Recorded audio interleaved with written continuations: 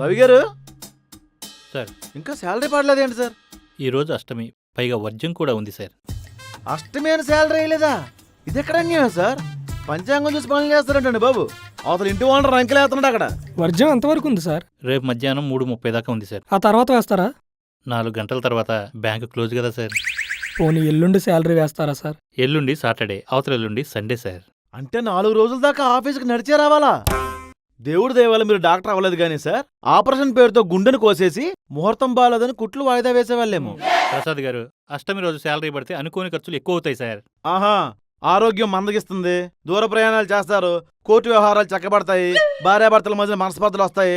Job చేస్తున్నారా, జాతకాలు చెప్తున్నారా సార్ మీరు? మీ జనరేషన్ వాళ్ళతో ఇదే ప్రాబ్లం సార్. అన్ని మూఢనమ్మకాలని కొట్టిపడేస్తారు. సార్ మనం టీవీ 9లో ఉన్నామా? నమ్మకం 4 రకాలను డిబేట్ పెట్టుకోవడానికి. శాలరీ పడకపోతే అవతల అప్పులు పెరిగిపోతాయి సార్. సారీ సార్, నేను ఇలానే పనిచేస్తాను. మీరు ఏదైనా మాట్లాడాలనుకుంటే కార్తీక్ గారితో మాట్లాడండి.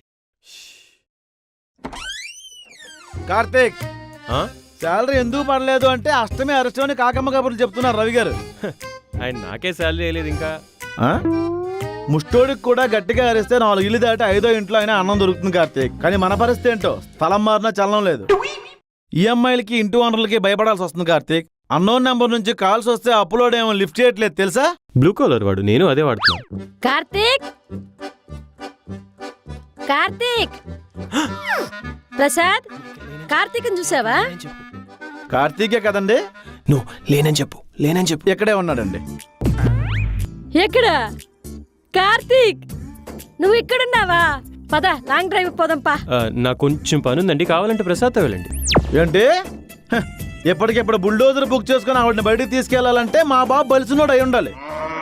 అయినా మీ అమర ప్రేమికుల మధ్యన మాలాంటి పిచ్చి పక్షులు ఎందుకు కార్తీక్? అవును కార్తీక్, ఆ పిచ్చి పక్షులు ఎందుకు? మనం పోదాంపా, నాకు బోర్ కొడుతుంది కార్తీక్, బయటికి తీసుకెళ్ళు. చూసావా కార్తీక్, ఆవిడ కళ్ళు నీ ప్రేమ కోసం ఎదురు చూస్తున్నాయి.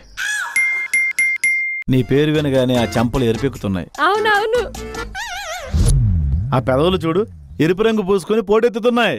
అది లిప్స్టిక్. అది ఛత్రపతి డైలాగ్ కదా సార్. ఏదో ఒకటి సార్, ఫ్లోలో వచ్చింది అనేసాను. ఇప్పుడేంటి?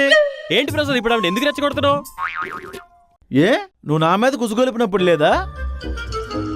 ఈవిడ గుర్తొచ్చినప్పుడు అలా ఏదో సగంకాలం శవం పైకి లేచినట్టు అర్ధరాత్రి ఉలికిపడి లేచావని కార్తీక్. నా బాధ ఎవరికి చెప్పుకోవాలి? రా కార్తీక్, వెళ్దాం. నేను రానండి. రా, త్వరగా వెళ్ళి కార్తీక్, లేదంటే గెద్ద కోడిపేల నీడ్చుకెళ్ళినట్టు తీసుకెళ్లిపోద్ది. నీ జీన్ ఫ్యాన్ టాన్ జీన్ అయిపోద్ది. రా వెళ్దాం. నేను రానండి. రా కార్తీక్, ప్రసాద్, రా కార్తీక్, రా, రా కార్తీక్. నేను రానండి, నన్ను వదిలేయండి. నేను రాను, నాకు బోల్డ్ అంత పని ఉంది అవతల. నువ్వు రా. సార్, మండే వరకు మనకు శాలరీ పన్నట్టే కదా? అంతేగా. Now it's wild. Shit a trip.